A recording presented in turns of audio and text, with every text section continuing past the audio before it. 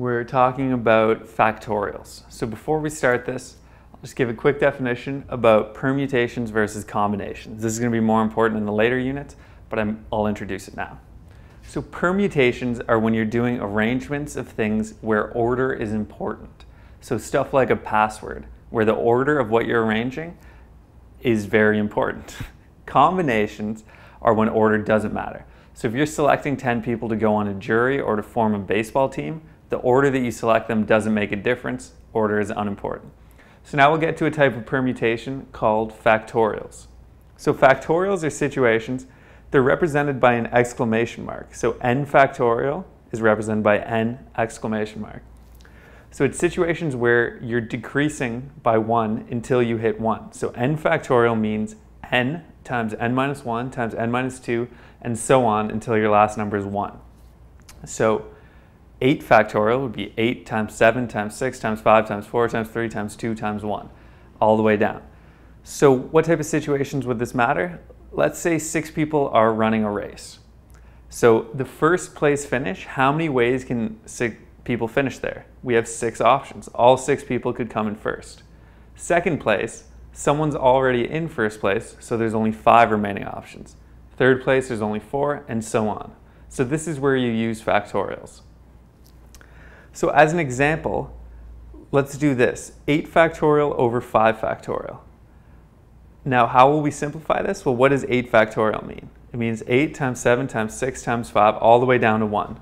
5 factorial means the same, but 5 all the way down. So at this stage, where can you start canceling out? Well, the numbers start repeating at 5. So you can start crossing it off there, meaning that 8 factorial over 5 factorial would just be 8 times 7 times 6. So now we'll get into some more complicated examples involving factorials. So let's say we're taking a photo with 10 people. The first question we ask is order important?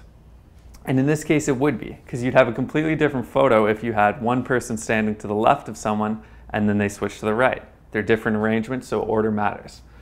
Now we have a bunch of different criteria that we'll examine. How many arrangements will we have if Jim has to go first?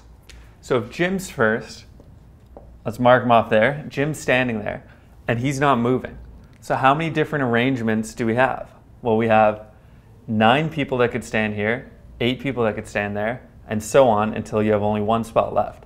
So that means there's 9 factorial ways if Jim is standing first. What if the 3 ugliest people want to stand together in the picture? So let's mark them off. We got ugly 1, ugly 2, ugly 3.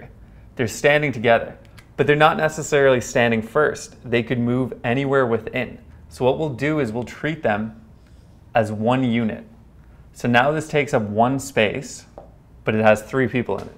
So we'll fill in the rest of the spaces. We have 1 with these 3, 2, 3, 4, 5, 6, 7, 8. So we have 8 spaces now with these 3 people standing together. So how many ways can we rearrange these 8 spaces? 8 factorial. But we're not done there, because within this 1 space, there's 3 people and 3 ways that we could arrange them.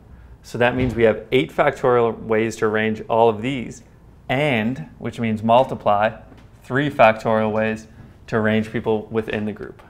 So the answer is 8 factorial times 3 factorial. So the next limitation we have is John being first or John being last. So we'll do it separately. First, we'll put John first. So we've already seen how many ways are there? Well, there's 9 spaces left. So that means 9 factorial. But now we also have to deal with John being last. So or is represented by a plus. And John being last, we put him in here. And that leaves another 9 factorial ways to arrange it. So the answer is 9 factorial plus 9 factorial. Okay, so the last one is Jim and John not standing together. So anytime you see the word not, we do something called the indirect method. So the indirect method means you calculate the total number of ways something could happen and subtract from it the ways that you don't want it to happen, and that'll leave you what you're desiring. So it sounds confusing, but it'll make more sense after this example.